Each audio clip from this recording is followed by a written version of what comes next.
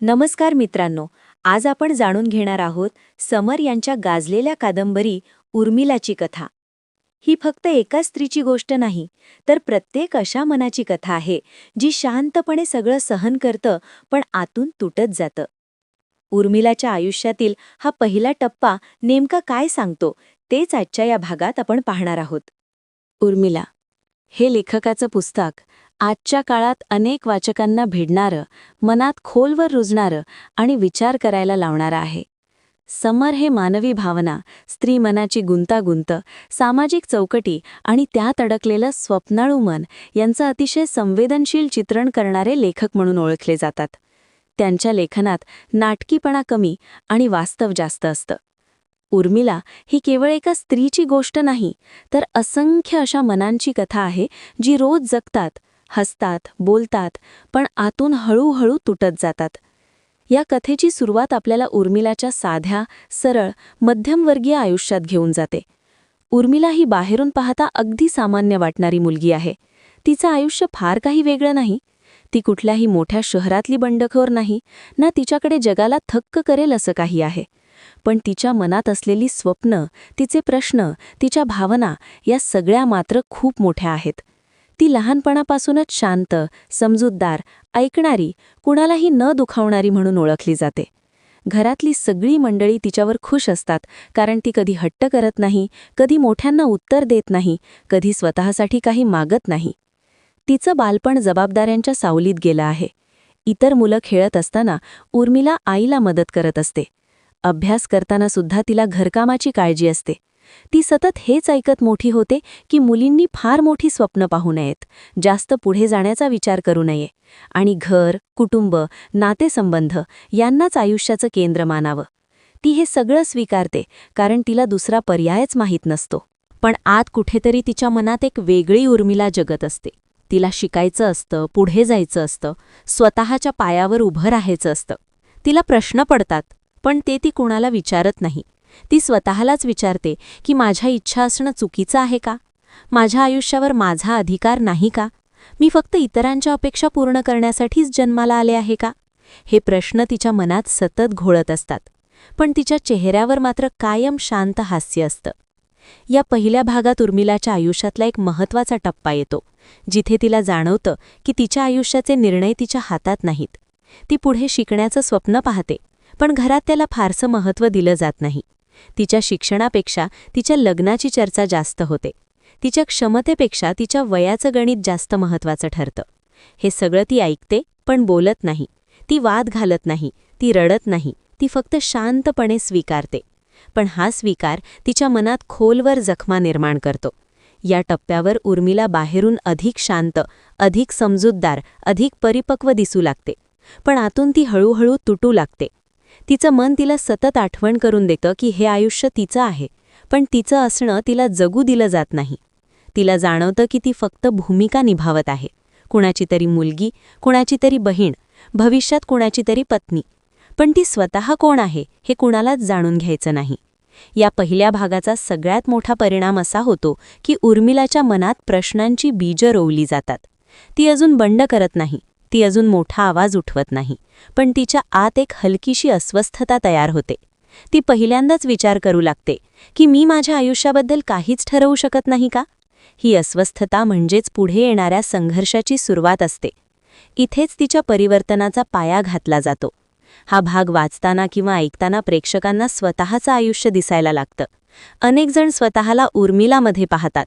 अनेक जण तिच्यासारखेच शांतपणे सगळं सहन करत असतात. आणि म्हणूनच ही कथा भिडते, कारण ही फक्त काल्पनिक नाही, ही आपल्या आसपास घडणारी आपल्यातलीच एक गोष्ट आहे. उर्मिलाची ही कहाणी इथेच संपत नाही. पुढील भागात तिच्या आयुष्यात मोठे बदल घडणार आहेत. तो भाग पाहण्यासाठी चॅनलला सबस्क्राईब करा आणि पुढील व्हिडिओची वाट पहा. हा भाग 2 आहे. मागील भागात आपण उर्मिलाच्या आयुष्यातील सुरुवातीचा संघर्ष, तिची शांतता आणि तिच्या मनात तयार होणारे सूक्ष्म प्रश्न पाहिले होते. त्या सगळ्यानंतरचा हा पुढचा टप्पा आहे, जिथे तिच्या आतला संघर्ष अधिक खोलवर जातो. या टप्प्यावर उर्मिलाच्या आयुष्यात शांततेचा भास असतो, पण ती शांतता खरी नसते.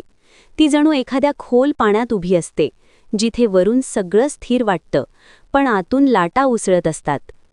पहिल्या भागात तिच्या मनात जे प्रश्न जन्माला आले होते ते आता अधिक ठळक होऊ लागतात.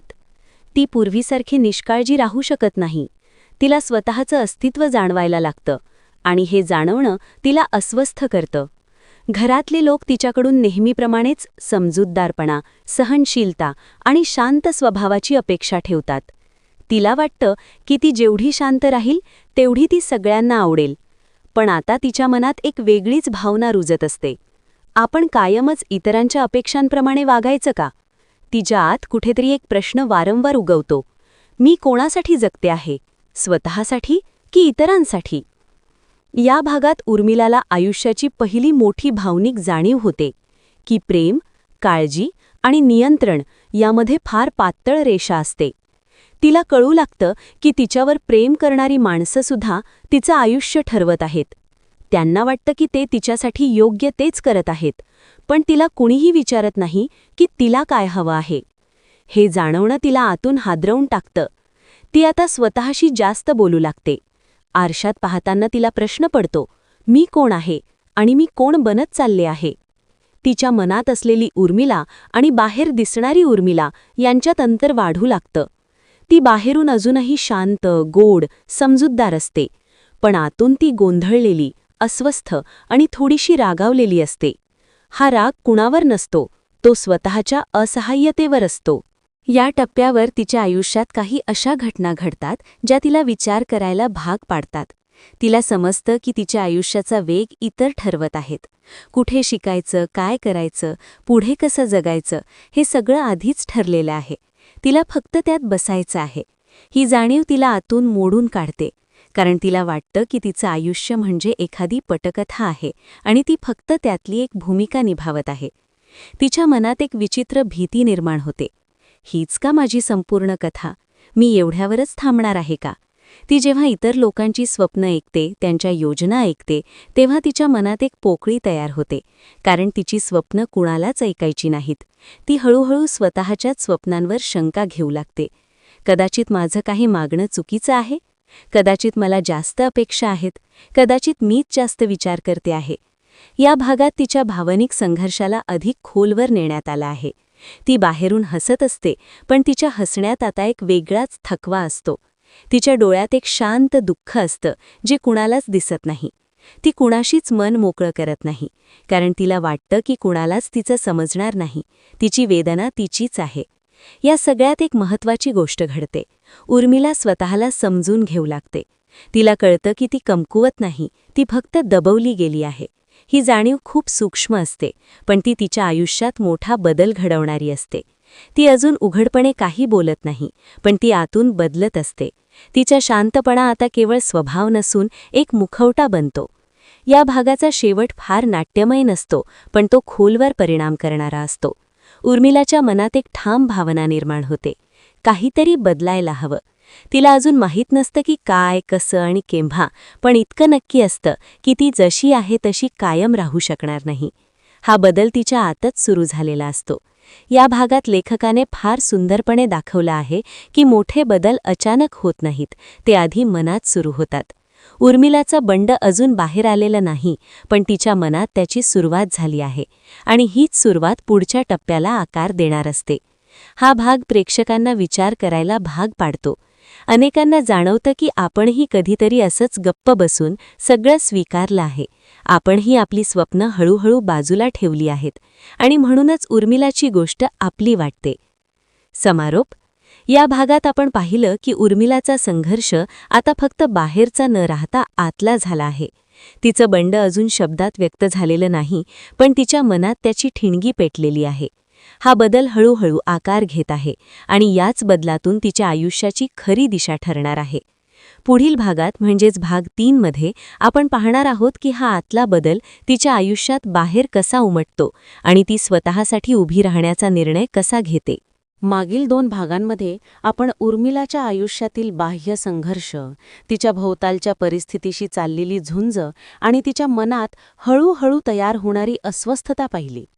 समाज, नाती, अपेक्षा आणि जबाबदाऱ्या यांच्यामध्ये अडकलेली उर्मिला आपलं खरं अस्तित्व शोधण्याचा प्रयत्न करत होती. तिचं आयुष्य बाहेरून शांत दिसत असलं तरी आतून मात्र अनेक प्रश्नांनी, शंकांनी आणि अस्वस्थतेने भरलेलं होतं. आता या तिसऱ्या भागात आपण उर्मिलाच्या आतल्या जगात खोलवर डोकावणार आहोत.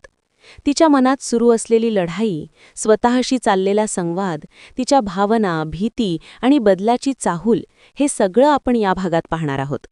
हा भाग उर्मिलाच्या आयुष्यातील एक अत्यंत महत्त्वाचा टप्पा आहे, कारण इथूनच तिच्या बदलाची खरी सुरुवात होते. उर्मिलाच्या आयुष्यात आता एक विचित्र शांतता पसरली होती.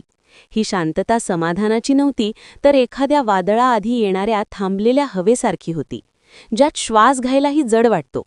बाहेरून सगळं नेहमीसारखंच दिसत होतं. सकाळ, संध्याकाळ, घरातले लोक, संवाद, जबाबदाऱ्या सगळं तसंच. पण तिच्या आत मात्र काहीतरी सतत हलत होतं. जणू तिच्या मनात एक प्रश्न पुन्हा पुन्हा डोकं वर काढत होता. मी खरंच जगते आहे का, की फक्त निभावून नेत आहे? ती आता स्वतःकडे वेगळ्याच नजरेने पाहू लागली होती. आरशात दिसणारा चेहरा तिचाच असायचा, पण तो तिला ओळखीचा वाटायचा नाही. डोळ्यातली चमक हरवलेली होती, हसणं औपचारिक झालं होतं आणि बोलणं फक्त गरजेपुरतं. कधी काळी ज्या गोष्टी तिला आनंद द्यायच्या त्या आता तिला रिकाम्या वाटू लागल्या होत्या. जणू तिच्या आयुष्यातील सगळे रंग फिकट होत चालले होते. उर्मिलाला सगळ्यात जास्त त्रास देणारी गोष्ट म्हणजे तिचा स्वतःशीच असलेलं अंतर. ती स्वतःपासून दूर गेली होती. इतकी दूर की तिला आता स्वतःचीच आठवण येऊ लागली होती. तिच्या मनात रोज एक लढाई सुरू असायची. एक आवाज तिला सांगायचा, तू खूप काही सहन केलंस, आता थांब, स्वतःसाठी जग. पण दुसरा आवाज लगेच उठायचा, स्वतःसाठी जगणं म्हणजे स्वार्थ असतो, जबाबदाऱ्या विसरता येत नाहीत.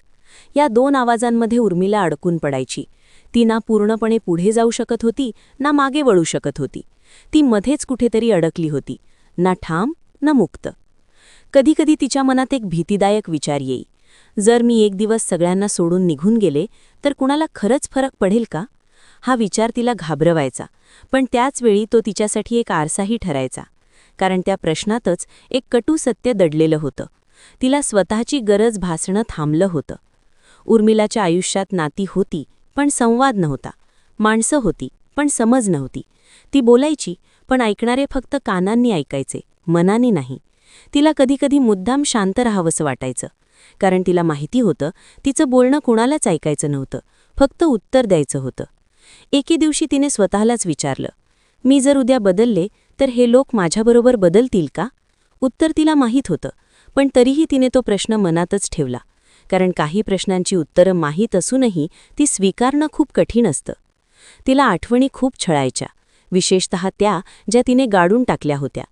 ती ज्या गोष्टी विसरायचा प्रयत्न करत होती त्या तिला रात्री आठवत. झोप लागायच्या आधी तिच्या मनात एक चित्रपट सुरू व्हायचा. काही क्षण, काही शब्द, काही चेहरे. ती स्वतःला सांगायची, हे सगळं जुनं आहे, संपलेलं आहे. पण मनाला काळ माहीत नसतो. मनासाठी सगळं वर्तमानातच घडत असतं.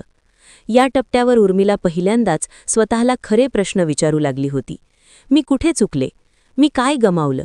मी काय बनायचं स्वप्न पाहिलं होतं? हे प्रश्न सोपे नव्हते, पण हे प्रश्न आवश्यक होते. कारण प्रश्न विचारणं म्हणजे बदलाची पहिली पायरी असते. ती आता पळत नव्हती, ती थांबली होती. आणि थांबणं कधीकधी सगळ्यात धाडसी कृती असते. तिला लहानपण आठवत होतं. तेव्हा ती किती उत्साही होती. तिला लिहायला आवडायचं, स्वप्न पाहायला आवडायची, स्वतःबद्दल मोठ्या कल्पना असायच्या. आता मात्र ती स्वतःबद्दल विचारच करत नव्हती. ती फक्त कोणासाठी तरी जगत होती, पण स्वतःसाठी नाही. एक दिवस ती खिडकीजवळ उभी होती. बाहेर पाऊस पडत होता. लोक धावत होते, काही छत्रीखाली, काही भिजत. ते दृश्य पाहताना तिला अचानक एक गोष्ट जाणवली. सगळे आपापल्या गंतव्याकडे धावत आहेत. पण मी कुठे चालले आहे? की मी फक्त उभी आहे? हा विचार तिच्या मनात खोलवर रुजला. तिला जाणवलं ती आयुष्यात फक्त प्रतिक्रिया देत होती. ती कधी स्वतःहून निर्णय घेत नव्हती. परिस्थिती जशी असेल तशी ती वागत होती. पण आता तिला हे असं चालणार नाही असं वाटू लागलं. ती बदलाला घाबरत होती, कारण बदल म्हणजे अनिश्चितता, आणि अनिश्चितता म्हणजे भीती. पण तिला हेही कळलं होतं की न बदलणं म्हणजे हळूहळू मरण. त्या रात्री तिला झोप आली नाही. ती शांतपणे पलंगावर पडून होती, छताकडे पाहत. मनात एकच प्रश्न घोळत होता, मी खरंच माझं आयुष्य जगले आहे का? या प्रश्नाचं उत्तर तिला अस्वस्थ करत होतं. तिच्या आत काहीतरी बदलायला सुरुवात झाली होती. ती आता इतरांच्या अपेक्षांपेक्षा स्वतःच्या भावनांकडे जास्त लक्ष देऊ लागली होती. तिला वाटू लागलं होतं की आपण इतकी वर्ष सगळ्यांसाठी जगलो, आता थोडं स्वतःसाठी जगायला काय हरकत आहे. तिला माहीत होतं हा मार्ग सोपा नाही. लोक प्रश्न विचारतील, काहीजण टीका करतील, काहीजण तिला स्वार्थी म्हणतील. पण तिला आता पहिल्यांदाच वाटत होतं की लोक काय म्हणतील यापेक्षा मी काय आहे हे जास्त महत्त्वाचं आहे. उर्मिला आता स्वतःला शोधू लागली होती. हरवलेली उर्मिला, जिला तिनेच कधीतरी सोडून दिलं होतं. आणि हा शोध तिच्या आयुष्यातला सगळ्यात कठीण पण सगळ्यात खरा प्रवास ठरणार होता. या भागात आपण पाहिलं की उर्मिलाच्या आयुष्यात बाहेरून शांतता असली तरी तिच्या आत एक मोठं वादळ सुरू आहे. ती स्वतःला शोधत आहे, स्वतःला समजून घ्यायचा प्रयत्न करत आहे. ती आता परिस्थितीला फक्त सहन करत नाही, तर तिला प्रश्न विचारू लागली आहे. आणि हेच प्रश्न तिच्या बदलाची पहिली पायरी आहेत. पण हा प्रवास इथेच थांबत नाही, कारण प्रश्न विचारणं सोपं असतं, पण त्यांची उत्तरं स्वीकारणं आणि त्यानुसार आयुष्य बदलणं हे फार कठीण असतं. पुढील भागात म्हणजेच भाग 4 मध्ये आपण पाहणार आहोत उर्मिलाच्या आयुष्यातील निर्णायक वळण. तिचे निर्णय, तिची धडपड, तिचा संघर्ष आणि तिच्या आयुष्याला मिळणारी नवी दिशा. उर्मिलाचा हा प्रवास नेमका कुठे नेतो? ती स्वतःला खरंच शोधू शकते का? हे सगळं आपण पुढील भागात पाहणार आहोत.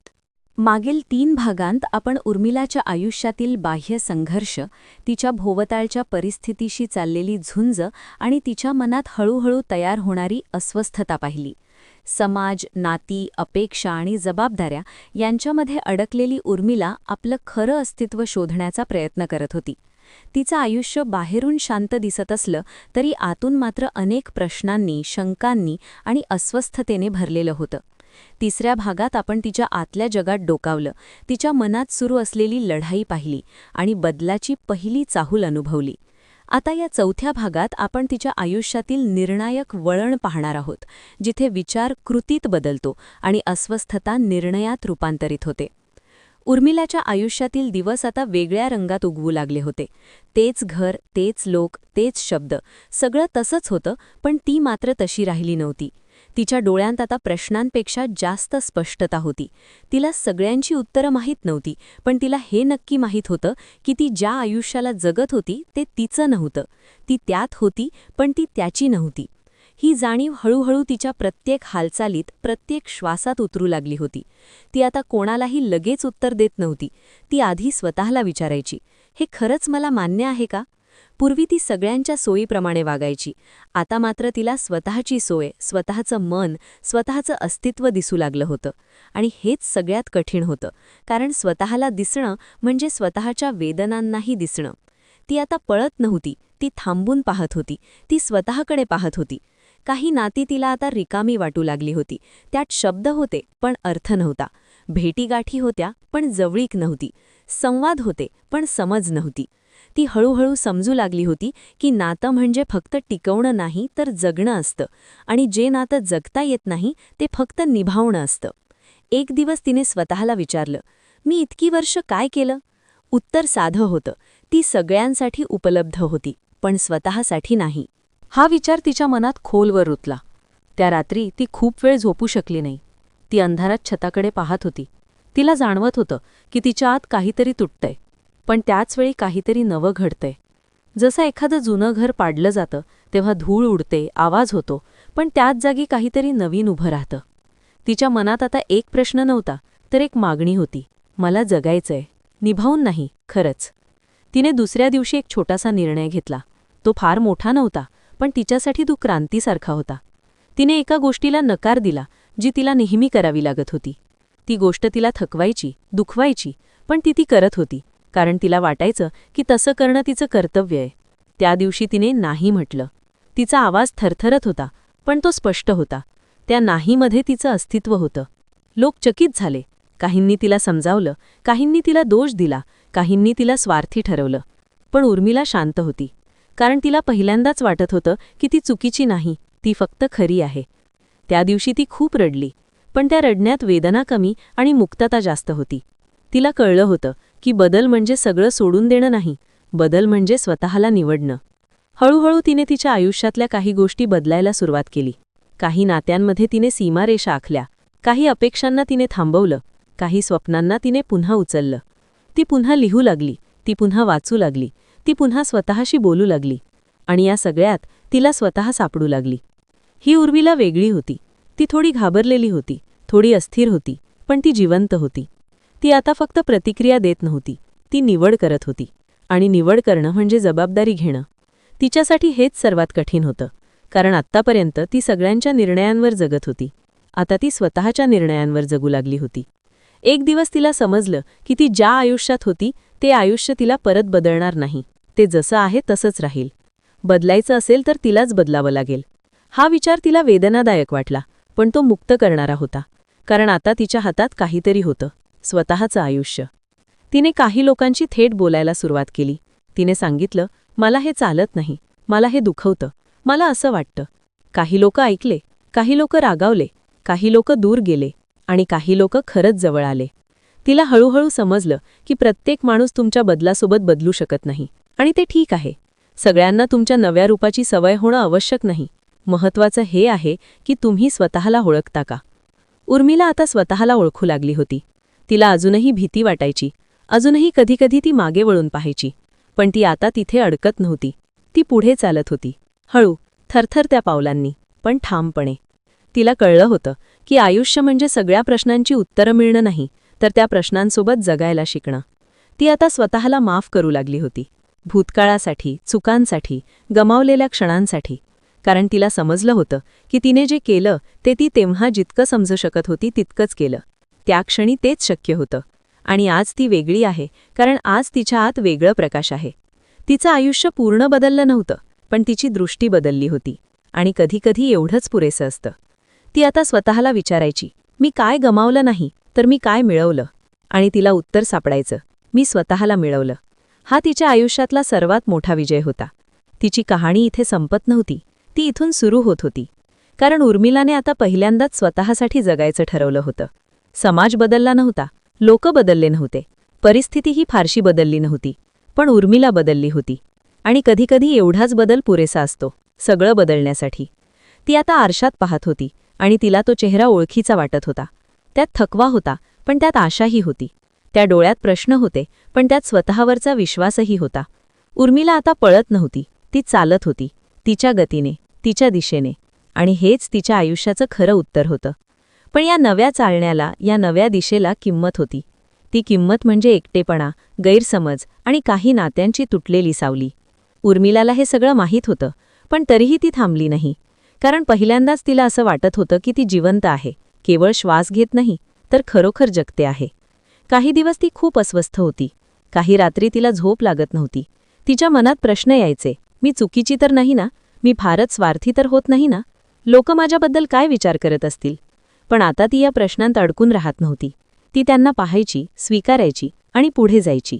तिला समजलं होतं की आयुष्य म्हणजे सगळ्यांना समाधानी ठेवणं नाही, तर स्वतःशी प्रामाणिक राहणं. एक दिवस ती तिच्या जुन्या डायरीकडे पाहत बसली होती. त्या पानांवर तिच्या जुन्या भावना होत्या, भीती, राग, गोंधळ, वेदना. तिने ती पानं हळूच वाचली. तिला जाणवलं की ती व्यक्ती आता ती राहिली नव्हती, ती वेगळी होती. पण तिने त्या जुन्या उर्मिलाला दोष दिला नाही, तिने तिला समजून घेतलं. कारण तिला कळलं होतं की तो तिचा एक टप्पा होता, आणि प्रत्येक टप्पा महत्त्वाचा असतो. उर्मिला आता लोकांना खुश करण्यासाठी हसत नव्हती. ती हसायची तेव्हा ते खरं असायचं, ती रडायची तेव्हाही ते खरं असायचं. तिने बनावटपणा सोडून दिला होता. तिच्या आयुष्यातील काही लोकांना हे झेपत नव्हतं. त्यांना जुनी उर्मिला हवी होती, नेहमी मान डोलावणारी, नेहमी समजून घेणारी, नेहमी स्वतःला मागे ठेवणारी. पण ती उर्मिला आता परत येणार नव्हती. ती तिच्या आत बदलली होती, घडली होती, मोठी झाली होती. एका संध्याकाळी ती एकटीच फिरायला गेली होती. सूर्य मावळत होता. आकाशावर सोनेरी, गुलाबी, जांभळ्या छटा पसरल्या होत्या. ती ते दृश्य पाहत थांबली. आणि तिला अचानक जाणवलं, आयुष्य असंच असतं, सतत बदलतं, एकही क्षण तसाच राहत नाही. आणि तरीही आपण काही क्षणांना पकडून ठेवायचा प्रयत्न करतो. उर्मिलाने आता हे पकडणं सोडलं होतं. ती प्रवाहात राहायला शिकली होती. तिच्या आयुष्यात आता फार मोठे बदल झाले नव्हते. ती कुठेही पळून गेली नव्हती. तिने सगळं सोडून दिलं नव्हतं. पण तिने स्वतःला सोडणं थांबवलं होतं. आणि हाच तिचा सगळ्यात मोठा बदल होता. काही नाती तिच्यापासून दूर झाली. काही माणसं तिला समजू शकली नाहीत. पण काही नाती खोल झाली. काही लोक खरेपणाने जवळ आले. तिला समजलं की बदल म्हणजे सगळं गमावणं नाही. बदल म्हणजे योग्य गोष्टी मिळवणं. तिला आता स्वतःवर राग येत नव्हता. तिला स्वतःबद्दल करुणा वाटायची. ती स्वतःशी प्रेमाने बोलू लागली होती. ही गोष्ट लहान वाटू शकते, पण तिच्यासाठी ती खूप मोठी होती. कारण तिने आयुष्यभर स्वतःशी कठोरपणे वागलं होतं. एक दिवस तिने पुन्हा स्वतःला विचारलं, मी काय शोधत होते? आणि उत्तर आलं, मी स्वतःला शोधत होते. आणि आता कदाचित मला मी सापडले आहे. उर्मिलाचं आयुष्य परिपूर्ण झालं नव्हतं. तिच्या आयुष्यात अजूनही प्रश्न होते, अडचणी होत्या, भीती होती. पण तिच्या आत आता एक गोष्ट ठाम होती. ती आता स्वतःपासून पळत नव्हती. ती स्वतःकडे चालत होती. आणि हा प्रवास कधीच संपणार नव्हता. कारण स्वतःला शोधणं ही एक वेळची गोष्ट नसते. तो आयुष्यभर चालणारा प्रवास असतो. उर्मिलाने हे स्वीकारलं होतं. आणि या स्वीकारातच तिची मुक्तता होती. तिचं आयुष्य आता इतरांच्या अपेक्षांनी चालत नव्हतं, तर तिच्या मूल्यांनी चालत होतं. ती अजूनही समाजाचा भाग होती. पण ती त्यात विरघळून गेली नव्हती. ती स्वतः म्हणून उभी राहिली होती. तिच्या आत एक शांत आवाज होता, जो तिला सांगत होता, तू पुरेशी आहेस. तुला कोणासारखं बनायची गरज नाही. तू जे आहेस तेच तुझं खरं रूप आहे. आणि हे ऐकणं तिच्यासाठी सर्वात मोठा दिलासा होता. उर्मिला आता आरशात पाहून हसायची.